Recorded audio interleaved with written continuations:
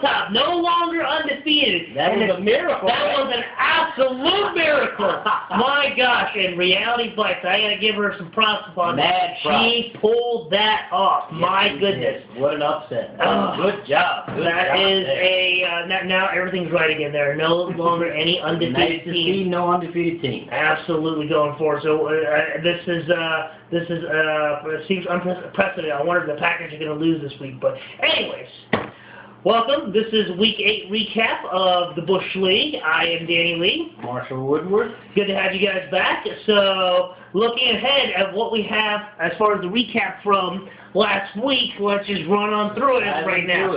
So, Asian sensation, after holding such a brief position at number 2, because obviously the spread between 1 and 2 is pretty up there, to say the least, okay? Unfortunately, I did not pull this one off, and my team just shat the bed like there was no tomorrow. 97 points, yeah. Drew Brees at 9.66. St. Louis gets their first win of the year from New Orleans of all? What the hell happened there? Everybody underperformed. Pettigrew, 3 points, Sean Jackson, 6 points. I had Greg Olsen on there as well, actually, so I should have played Greg Olsen. But given the difference from there, Casey Draffers came up with some monster showers. Matt Stafford, 30 points. Let's see here. Jerry Maclin did what he was supposed to, 14.4. Ray Rice at 34.9. Wow. Steven Jackson, 38.1. So there you go. I mean, there's nothing I can do about that. Solid there. All right, next up on the list we have the winners versus 100% Burgundy and Gold. That's right. I was calling for my brother's win last week, but did not pull that off. Glad to upset you on that. Why don't you go ahead and run through do the rundown there? Not that this is a biased broadcast. Not at all. Okay. And let me just say, Cam Newton, 30 points, and I've been trying to move Cam Newton, but for some reason nobody has any interest in Cam Newton. I have Mike Vick and Cam Newton, 30 points. He showed up. I had Anquan Bolden, 22 points. Fred Davis, 17 points. Kevin Walter, 12. So yeah, I read a little statistic today that said Fred Davis is number 2. Number 2 in tight end. That's not receptions and receiving yards. Yep, absolutely. So doing extremely well for you. Yeah. You want to put him on the table for Fred? Yeah. He's on the table. Look, everybody on my team is on the table. I get the Chiefs defense. Oh, really? Yeah. Is that an even trade? That's very even trade. We talked about trade rape in another video. So yeah, exactly. So we're still hot on the mind, but there's some trades that have been going on in this league as well. But we'll get back to that in a second. Yep. Now, next, we got Old Town Pain versus what used to be in Grossman We Trust. We don't trust Grossman anymore. I saw that. So now, the squad. it is Becca Davis, 2011, okay? Yep. So, different name, same result. Same result, yes. Old Town Pain takes it at 144.56 against 108.8. Good stuff, a good showing from Old Town Pain. Now 3-5. I was talking to him the other day, Justin, actually, about his team, and I'm like, dude, you still have a shot, okay? If you can put up a decent amount of wins, we'll say maybe 7 wins. You have a shot. Okay, you got to put up some decent points. But you had your Shady McCoy, 37 points, man. That was a solid showing to say the least. And Lance Moore, despite that abysmal show, how the hell did Lance Moore get 20 points when I, for Drew Brees, got 9 points out of it? He had some rushing yards there, I think. That's ridiculous. He was their only player who showed up. Yes, absolutely. And the only one worthy of note on Becca Davis' team was Ben Roethlisberger's solid performance of 27.7. Let's talk about that Cincinnati defense. 30 points. Yeah, man. They were flying under the radar, but they were picking up some good points. Yeah, absolutely. Looking good all the way across the board, taking out Seattle. I mean, granted, it was Seattle. They're going to be a good team in the future, though. All those draft picks they got for Carson Palmer from the Raiders. Yep. Good young nucleus there. Yeah, I think Raiders are going to be the new Minnesota Vikings at this point. All right, moving on. We have Drake Coulier versus Swamp Donkeys, actually. Swamp Donkeys takes it with Calvin Johnson, Megatron leading the way. Very nicely done. And yet again, still rolling with that 2 tight end set. I am impressed.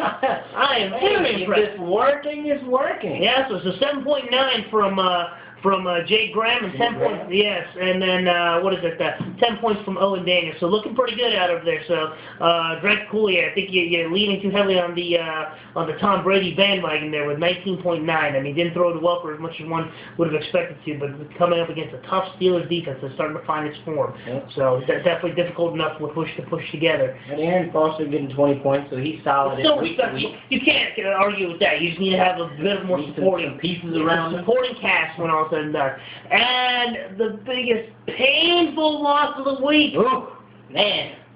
Good Lord, man. This is hard. It was a hard one to call. They went down to Monday Night Football, and in the fourth quarter. In the fourth quarter, Phillip Rivers, ever so slightly edged out. TDs and Beers takes it from UOB Shank. He's going to get that award on here that's come from behind victory on Monday Night Football. Yeah, absolutely. Now, nobody expected in the least sense that would even come close to happening. So, 100.46 to 100.34, a .12 difference. My God, okay. And who's the biggest one to blame on UOB Shank's team? We'll leave that to the law firm. The law firm, .90. Ben Jarvis Green Ellis. If you would have put up just one more point, 10 more rushing yards, he wins. That's it. And since we're counting decimals in here, I think it would have been like another 20, not even, 5 yards. You would have gotten .5 and you would have continued to win. Would have won. I don't know if we blame it on him or blame it on, call that a Belichick. Yes, that was Belichick did not want to run the ball in that game. So. Yeah, he had something to prove, and it bit him in the ass. Yep, indeed. All right, Mob Top, taking down the reality fight. And it wasn't even a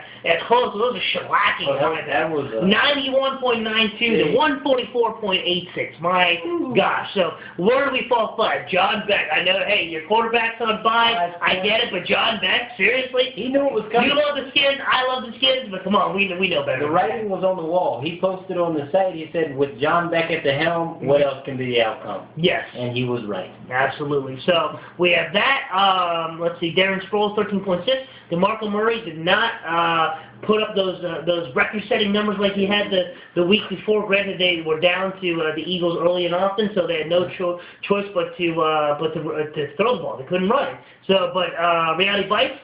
Team started to pick up 26.6 from Eli Manning. Kind of flying under the radar, but he's been solid this year with the Giants at 5-2. And looking at all the other players, the first 1, 2, 3, 4, 5, 6. First 6 players, all double-digit performances, solid teams. You can keep that all the way through. That's going to be it. That's what's going into the playoffs. Yeah, so, yeah. But let's see, at 3 and 5, along with her guy in the household there, you guys are going to be battling it hard to make it into the playoffs. All right. Kitty Cats and Redline Addicts. Down year for her. Yeah, I know. Redline Addicts, even with Curtis Painter. And here's the controversy, the Fat Finger Gate, okay? He finally comes ahead and plays Tony Romo and takes the win overall. And as a matter of fact, Curtis Painter outscores Tony Romo. I know, amazing. My gosh. Fred Jackson, beast.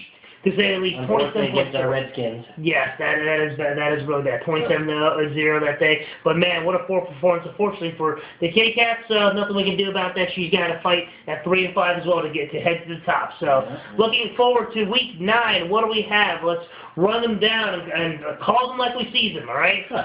Asian Sensation versus Mata. I'm seeing 2 down in a row for you. I'm going to call the upset as well. I think you can do it. I think you can pull it off. Looking good. Looking good. All right. Next up, Winners versus KT Dracless. How did your brother respond to that loss? Let's see if he's a resilient type of a player here. The way that I'm looking at it right now, I would probably give it to my brother here, a slight edge out. I think I got it. We got two 4 and 4 teams going forward. Okay, Old Town Pain against you. I'm going with myself. Well, I kind of want him in the playoffs, so just for that fact, because he got X'd out last year. So we're gonna call that as a win. Drink Kool-Aid, Becky Davis, come on. Oh man. Drink Kool-Aid. Yep, I agree. Teas and beer. What are the chances versus Swamp Donkeys? I'm going TDs and beers. I'm gonna call Swamp Donkeys. Fluke from last week. Kitty Cats versus Reality Fight. Oh, the ladies are duking it out. Cat fight. I don't want to touch the 10-foot pole. I can. I can say Kitty Cats. All right, fine. Moving on. Finally, Redliner Addicts versus You Will Be Shanked. I am going. Let's see. I'm going to go with Alex in this matchup. I'll take Alex as well. Thanks, guys. We'll see you next week. Later.